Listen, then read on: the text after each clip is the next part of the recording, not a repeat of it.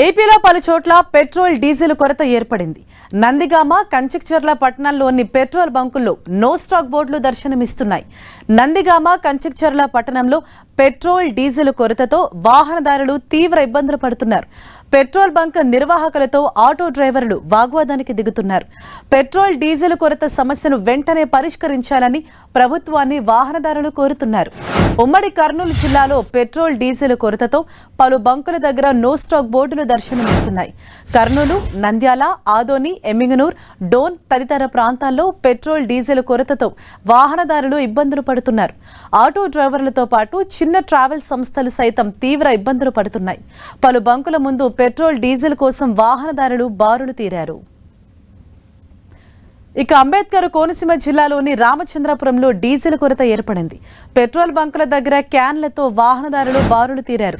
Diesel కొరతతో వ్యవసాయ పనులపై తీవ్ర ప్రభావం చూపుతోందని ప్రజలు ఆవేదన వ్యక్తం చేస్తున్నారు. ప్రస్తుతం వరి పంట కోత దశలో ఉంది. పంటను కోసేందుకు వరి కోత యంత్రాలకు అవసరమైన డీజిల్ లభ్యం కాకపోవడంతో రైతులు తీవ్ర ఆందోళన చెందుతున్నారు.